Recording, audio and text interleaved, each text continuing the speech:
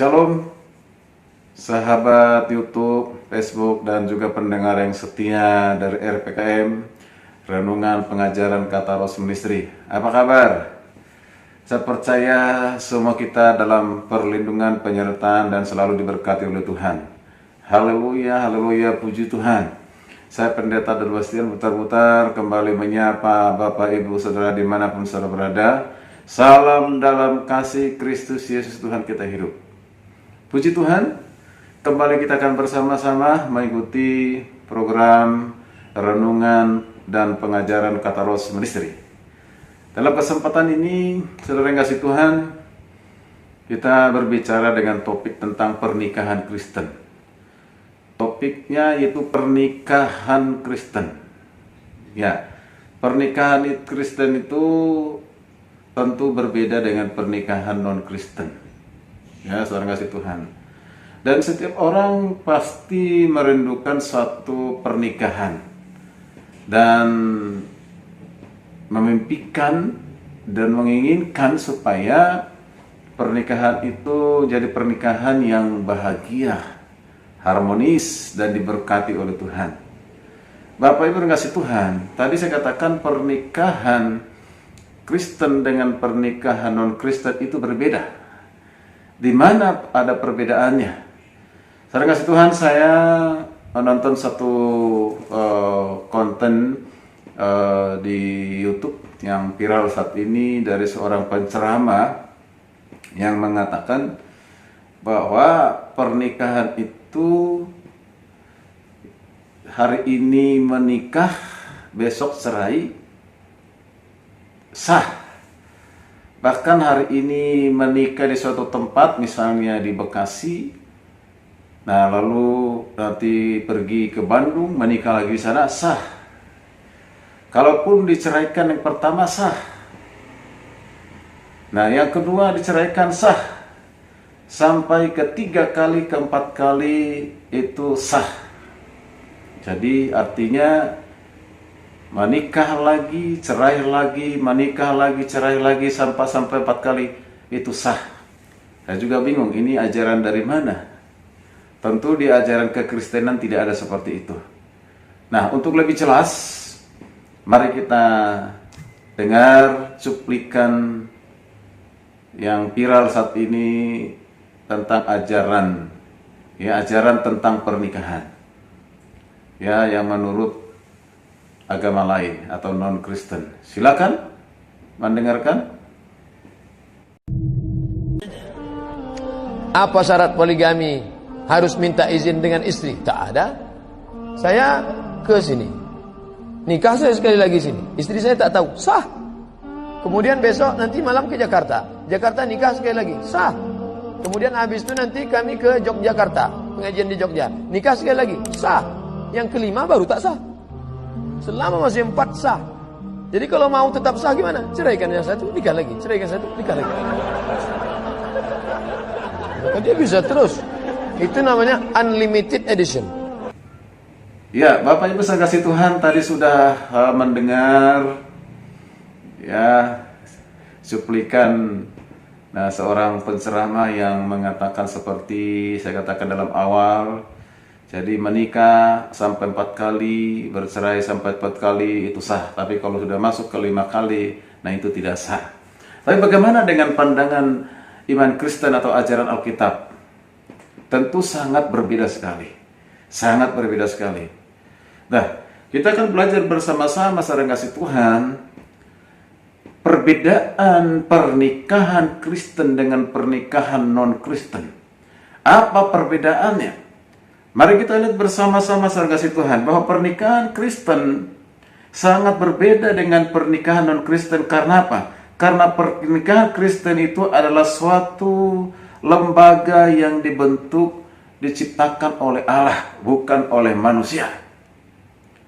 Karena diciptakan oleh Allah, dibentuk oleh Allah sendiri, maka Tuhan sudah menentukan, sekali lagi sudah menentukan pernikahan seperti apa yang Tuhan kehendaki. Ya.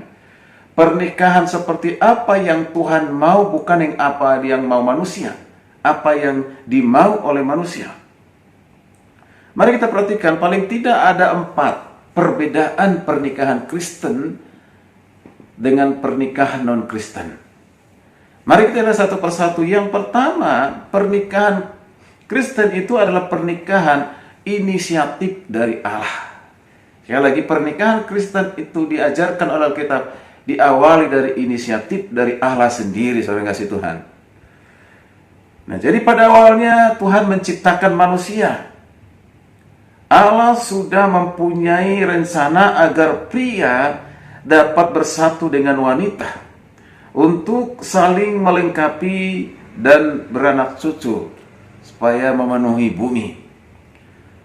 Seperti dikatakan dalam firman Tuhan, Kejadian 2 ayat 18 berkata demikian, saudara kasih Tuhan. Tuhan Allah berfirman, tidak baik kalau manusia itu seorang diri saja. Aku akan menjadikan penolong baginya yang sepadan dengan dia. Perhatikan ungkapan yang mengatakan tidak baik kalau manusia itu seorang diri saja. Jadi Tuhan tahu bahwa manusia itu tidak baik hidup sendiri. Adam, manusia yang pertama diciptakan, Tuhan mengatakan, hai Adam, engkau tidak baik kalau engkau hidup sendiri. Berarti harus ada penolong, harus ada pendampingnya. Itulah sebabnya Tuhan mempersiapkan seorang perempuan namanya Hawa untuk menjadi pendamping bagi Adam. Maka dikatakan di dalam Kejadian 1 ayat 25, Allah memberkati mereka, lalu Allah berfirman kepada mereka, beranak cuculah dan bertambah banyak, penuhilah bumi dan taklukkanlah itu, berkuasalah atas ikan-ikan di laut dan burung-burung di udara dan atas segala binatang yang merayap di bumi.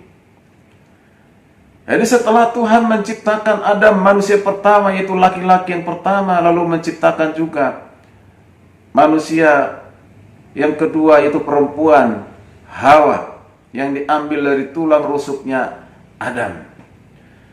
Setelah dua-duanya diciptakan, yang pria dan wanita, maka mereka diberkati oleh Tuhan.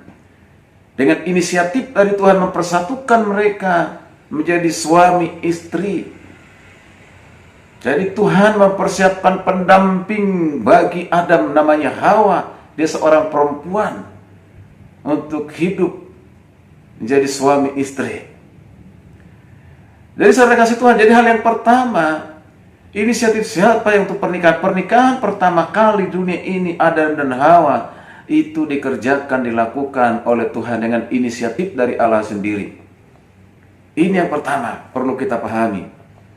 Jadi kalau inisiatif dari Allah melakukan pernikahan itu, maka aturannya pun harus sesuai dengan kehendak Tuhan atau aturan yang sudah dibuat oleh Tuhan. Apa aturannya? Yang kedua, kita perhatikan bahwa pernikahan Kristen itu harus kudus. Sebab Allah yang menciptakan manusia, baik itu laki-laki dan perempuan, adalah Allah yang kudus. Maka Tuhan menghendaki supaya suami istri Adam dan Hawa yang sudah diberkati itu supaya hidup kudus. Maka dikatakan pernikahan Kristen adalah sesuatu yang kudus di mata Allah. Itulah sebabnya Allah menganggap suatu dosa bagi mereka yang mencemarkan ikatan pernikahan dengan melakukan perzinahan. Mari kita baca ayat firman Tuhan yang mengatakan dalam Ibrani 13:4. Ibrani 13:4 berkata demikian, hendaklah kamu semua penuh hormat terhadap perkawinan, dan janganlah kamu mencemarkan tempat tidur, sebab orang-orang sundal dan pejinah akan dihakimi Allah. Perhatikan baik-baik. Suami istri yang sudah dipersatukan oleh Tuhan, diberkati oleh Tuhan dalam pernikahan kudus, maka harus menjaga pernikahan itu pernikahan yang kudus. Tidak boleh ada perselingkuhan, tidak ada boleh perempuan yang lain, tidak boleh ada perceraian yang, tidak ada perempuan yang lain atau laki-laki yang lain. Hanya satu pria, hanya satu wanita di dalam satu rumah tangga. Lebih dari itu, kalau terjadi perzinahan, yaitu yang bukan suaminya, yang bukan istrinya, melakukan hubungan seksual, maka itu adalah perzinahan. ataupun mungkin sudah sah dinikahkan, sah menikah, tapi dia masih hidup suaminya, masih hidup istrinya, maka itu adalah perzinahan, saudara kasih Tuhan. Maka yang sah itu adalah harus dengan satu suami, satu istri. Maka kita perhatikan, saudara kasih Tuhan. Karena itu jangan cemarkan tempat tidurmu. Di tempat tidur itu hanya ada satu suami, hanya ada satu istri, tidak ada yang lain. Jaga dalam kekudusan dalam pernikahan. Saudara kasih Tuhan, lalu dikatakan dalam Malaiki 2 ayat 15. Malaiki 2 ayat 15 berkata demikian. Bukankah Allah yang esa menjadikan mereka daging dan roh? Dan apakah yang dikehendaki? Apakah yang dikehendaki kesatuan itu? Keturunan ilahi. Jadi jagalah dirimu. Dan perhatikan di sini. Dan janganlah orang tidak setia terhadap istri dari masa mudanya. Sekali lagi ini satu ungkapan yang menarik. Janganlah orang tidak setia terhadap istri dari masa mudanya. Artinya istri harus setia kepada suaminya. Suaminya pun harus setia kepada istrinya. Tetap setia. Setia. Kalau setia berarti hidup bersama. Baik dalam keadaan miskin, baik dalam keadaan kaya, dalam keadaan sakit, dalam keadaan sehat, dalam keadaan diberkati, dalam keadaan apapun itu harus setia, saudara kasih Tuhan. Dalam segala keadaan harus setia kepada pasangan masing-masing sampai maut yang memisahkan. Itu yang kedua, saudara kasih Tuhan. Jadi pernikahan Kristen itu adalah pernikahan kudus, tidak boleh ada perselingkuhan, tidak ada pria yang lain, tidak boleh ada wanita yang lain. Hanya ada satu istri, satu suami dalam satu rumah tangga. Pernikahan Kristen itu pernikahan yang kudus. Yang ketiga yang membedakan pernikahan Kristen dengan pernikahan non-Kristen, yaitu pernikahan Kristen itu adalah pernikahan monogami. Perhatikan, pernikahan monogami. Allah sudah menetapkan dari awalnya bahwa pernikahan Kristen adalah suatu pernikahan monogami, yaitu seorang suami hanya mempunyai seorang istri. Seorang istri hanya mempunyai seorang suami. Luar biasa. Jadi berbeda dengan non-Kristen, saudara kasih Tuhan. Boleh punya istri lebih satu, suami lebih dari satu. Dalam kekristenan tidak ada demikian. Dan saudara perhatikan,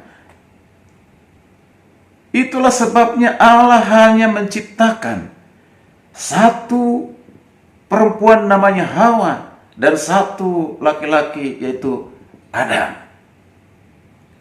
Maka Kejadian 2:24 berkata demikian, saudara kasih Tuhan. Kejadian 2:24 berkata, sebab itu seorang laki-laki meninggalkan ayahnya dan ibunya dan bersatu dengan istrinya sehingga keduanya menjadi satu daging. Perhatikan, seorang laki-laki. Nah, tidak dikatakan beberapa laki-laki. Perhatikan, di dalam ayat ini sangat jelas dikatakan hanya satu atau seorang laki-laki yang akan bersatu dengan istrinya.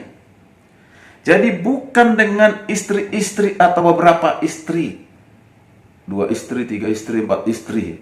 Tidak ada dalam ajaran kekristenan seperti saudara kasih Tuhan. Itulah bedanya, saudara kasih Tuhan. Bahkan ditekankan di sini, saudara kasih Tuhan, yaitu tidak dikatakan suami-suami, tetapi hanya satu suami. Hanya satu suami. Ya, yang satu suami, satu istri dipersatukan. Dipersatukan oleh Tuhan. Luar biasa. Jadi menjadi satu daging, bukan ketiganya, bukan keempatnya. Jadi satu suami, satu istri dipersatukan, dikatakan satu daging. Bukan beberapa daging, 2 daging, 3, 4 daging. Bukan. Tapi hanya 2 yang dipersatukan. Luar biasa. Maka kita tolak pernikahan yang mengatakan itu pernikahan itu sah, yang kedua, ketiga, bahkan hari ini bercerai, besok menikah lagi, besok menikah lagi, bercerai lagi. Itu kita tolak. Tidak ada dalam ajaran kekristenan seperti itu. Nggak tahu itu ajaran dari mana, saudara kasih Tuhan. Tapi saya nyatakan, saya katakan dengan tegas, tidak ada di dalam pernikahan Kristen seperti. Jangan sampai ada kekristenan atau Kristen yang mengajarkan begitu ataupun orang Kristen mengikuti ajaran seperti itu. Menurut saya itu ajaran sesat, ajaran keliru, saudara kasih Tuhan. Di dalam Matius, kita perhatikan dalam Matius 19 ayat 4-6. Yesus mengutip satu ayat yang luar biasa, dan Yesus juga mengatakan ini dengan sangat gamblang tentang pernikahan. Ya. Jawab Yesus, "Tidakkah kamu baca bahwa Ia yang menciptakan manusia sejak semula, menjadikan mereka laki-laki dan perempuan." Menjadikan mereka laki-laki dan perempuan. Satu laki-laki dan satu perempuan. Bukan suatu kebetulan, saudara kasih Tuhan. Tapi memang ini suatu gambaran menunjukkan pernikahan itu hanya satu laki-laki, satu perempuan. Untuk selamanya, selama hidup di dunia ini. Hanya maut yang bisa memisahkan. Nah, dikatakan, dan firman-Nya, sebab itu laki-laki akan meninggalkan ayah dan ibunya dan bersatu dengan istrinya, sehingga keduanya itu menjadi satu daging. Demikianlah mereka bukan lagi dua, melainkan satu. Karena itu, apa yang telah dipersatukan oleh Allah tidak boleh diceraikan oleh manusia. Jadi Yesus mengatakan mereka bukan lagi dua. Yesus tidak berkata mereka bukan lagi tiga dan bukan lagi empat, tetapi mereka bukan lagi dua. Pernikahan Kristen adalah pernikahan yang tidak mengenal poligami. Sekali lagi, pernikahan Kristen tidak mengenal poligami, yaitu memiliki beberapa istri atau beristri lebih dari satu, bersuami lebih dari satu. Tidak, Alkitab tidak mengajarkan poligami, tapi pernikahan Kristen monogami. Bapak Ibu dan kasih Tuhan, Paulus juga menegaskan bahwa setiap laki-laki harus mempunyai istrinya sendiri dan tidak dikatakan istri-istrinya atau suami-suaminya. Demikian juga setiap perempuan mempunyai suami sendiri, tidak dikatakan suami-suaminya. 1 Korintus 7 ayat 2-3, 1 Korintus 7 ayat 2-3 berkata demikian, saudara kasih Tuhan. Tetapi mengingat bahaya percabulan, baiklah setiap laki-laki mempunyai istrinya sendiri. Istrinya sendiri, bukan dua, bukan tiga, saudara kasih Tuhan, bukan empat, apalagi empat. Dan setiap perempuan mempunyai suaminya sendiri. Setiap perempuan mempunyai suaminya sendiri, bukan satu, bukan dua, bukan tiga, tapi sendiri. Berarti satu, itu kata Alkitab. Hendaklah suami memenuhi kewajibannya terhadap istrinya, demikian pula istrinya terhadap suaminya. Puji Tuhan, haleluya. Pernikahan Kristen adalah monogami, hanya satu pria, satu wanita. Ingat itu. Lalu yang keempat, yang terakhir kasih Tuhan, yang membedakan pernikahan Kristen dengan non-Kristen, yaitu pernikahan Kristen tidak dapat diceraikan. Sekali lagi, pernikahan Kristen tidak dapat diceraikan. Ini sangat jelas, pernikahan Kristen adalah suatu ikatan yang kudus di mata Allah yang tidak boleh diceraikan oleh manusia dengan alasan apapun. Markus 10 ayat 9 dikatakan demikian. Karena itu, apa yang telah dipersatukan oleh Allah, apa yang telah dipersatukan oleh Allah tidak boleh diceraikan oleh manusia, tidak boleh diceraikan oleh manusia. Demikian juga dikatakan dalam Malaikat 2 ayat 16, sebab aku membenci perceraian, firman Tuhan Allah Israel. Allah membenci perceraian, saudara kasih Tuhan. Kalau tadi di ajaran lain katakan menikah hari ini, cerai besok sah. Sah kepada siapa? Saya tidak tahu. Tapi dalam kekristenan, dapat kepercayaan kita kepada Tuhan, Tuhan mengatakan di ayat Alkitab ini, Allah membenci perceraian. Allah membenci perceraian. Artinya, pernikahan itu hanya sekali seumur hidup. Hanya maut yang dapat memisahkan, kematian dapat memisahkan, tidak dapat bisa dipisahkan oleh manusia, oleh pendeta, oleh penceramah, oleh siapapun. Tidak boleh diceraikan. Pengadilan sekalipun tidak boleh menceraikan pernikahan yang sudah dipersatukan oleh Tuhan. Bersatu selama hidup di dunia ini. Sekali lagi, hanya maut yang dapat memisahkan. Tuhan membenci perceraian. Ingat, Tuhan membenci perceraian. Saudara dibenci oleh Tuhan? Tentu kita tidak mau. Ya, kita dibenci oleh Tuhan. Karena kita mengasihi Tuhan dan Tuhan mengasihi kita. Kita harus taat kepada perintahnya. Saudara yang kasih Tuhan, kita perhatikan apa dalam dikatakan 1 Korintus 7 ayat 10-11 dan 39. Silakan nanti dibaca secara lengkap. Firman Tuhan berkata demikian. Kepada orang-orang yang telah kawin, bukan aku tetapi Tuhan perintahkan supaya seorang istri tidak boleh menceraikan suaminya. Perhatikan, supaya seorang istri tidak boleh menceraikan suaminya. Oh, haleluya, tidak boleh menceraikan suaminya, seorang istri. Kemudian, dan jikalau ia bercerai, ia harus tetap hidup tanpa suami atau berdamai dengan suaminya. Jadi, kalaupun dia bercerai, tidak boleh dia menikah lagi seumur hidupnya. Ketika dia menikah lagi, padahal suaminya masih hidup atau istrinya masih hidup, maka itulah perzinahan seumur hidup. Saudara kasih Tuhan, dikatakan, kalau tidak berdamai, kembali. Kalau sudah sempat terjadi perceraian. Nah, lalu dikatakan, saudara kasih Tuhan, dan seorang suami tidak boleh menceraikan istrinya. Seorang suami tidak boleh menceraikan istrinya dengan alasan apapun. Istri terikat selama suaminya masih hidup. Istri terikat selama suaminya masih hidup. Dan suami terikat kepada istrinya selama masih hidup. Kalau suaminya telah meninggal, ia bebas untuk kawin dengan siapa saja yang dikehendakinya. Pernikahan itu bisa terjadi ketika salah satu dari pasangan itu sudah meninggal, yaitu suami mungkin sudah meninggal ataupun istri sudah meninggal. Boleh menikah lagi kalau itu memang dikehendaki Tuhan dan itu kita percaya adalah kehendak Tuhan. Silakan. Tetapi selama suami masih hidup, selama istri masih hidup, jangan pernah bercerai. Perceraian dibenci oleh Tuhan. Dan manusia jangan berusaha untuk menceraikan pernikahan yang sudah dipersatukan oleh Tuhan, siapapun itu. Saudara kasih Tuhan, mungkin kita mengatakan dalam perjanjian lama kan ada perceraian, ada pernikahan beberapa kali. Nah, ini yang sering kita cari alasan supaya kita bisa menikah lagi lebih dari istri, lebih dari satu, atau suami lebih dari satu. Saudara kasih Tuhan, maka penting saya kata, pada zaman perjanjian lama, Musa mengizinkan seorang bercerai dan memberikan surat cerai. Mengapa itu terjadi? Itu terjadi karena ketegaran hati bangsa Israel pada saat itu. Bukan karena kehendak Tuhan. Bukan karena kehendak Tuhan agar manusia kawin cerai. Itu bukan kehendak Tuhan. Justru itu melukai itu. Tuhan tadi mengatakan perceraian itu dibenci oleh Tuhan. Tuhan membenci perceraian, namanya perceraian. Maka dikatakan dalam Matius 19 ayat 7-8 menjadi satu penutup ya di renungan firman Tuhan dalam kesempatan ini. Dikatakan demikian, kata mereka kepadanya, jika demikian apakah sebabnya Musa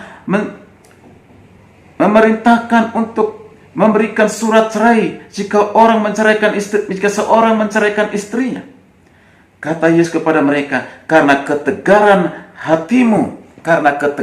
hatimu Musa mengizinkan kamu menceraikan istrimu, tetapi sejak semula tidak demikian. Sejak semula tidak demikian. Artinya, tidak pernah Tuhan mengajarkan menyetujui perceraian. Tidak pernah. Mengapa terjadi perceraian? Itu karena kekerasan hati manusia. Itu karena egoisnya manusia.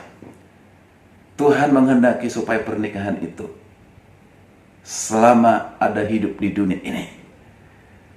Itulah bedanya pernikahan Kristen dengan pernikahan non-Kristen. Yaitu yang pertama, pernikahan Kristen itu adalah pernikahan inisiatif dari Tuhan. Mempersatukan satu suami, satu laki-laki, satu perempuan menjadi suami istri.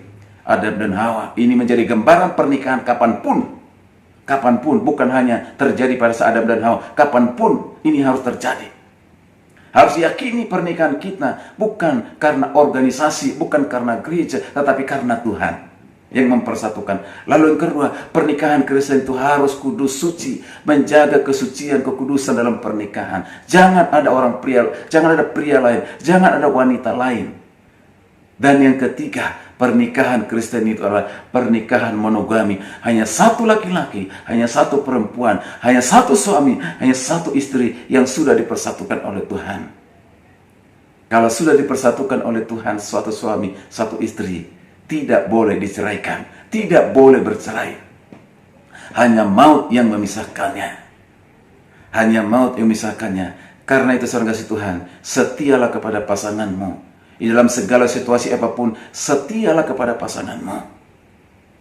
Maka pernikahan itu pasti diberkati oleh Tuhan. Dan pernikahan itu pasti bahagia. Mengapa? Karena Yesus mempersatukan dan ada kasih Tuhan di tengah-tengah keluarga yang mengikat pernikahan itu adalah kasih Kristus. kasih Kristus. Kasih Kristus itu yang mempersatukan, dan kasih Kristus itu juga yang mengajarkan suami istri usaha menerima kekurangan dan kelebihan dari pasangan masing-masing, dan mengampuni segala kesalahan kekurangan masing-masing, menerima apa adanya suami dan istri, dan berjuang hidup bersama.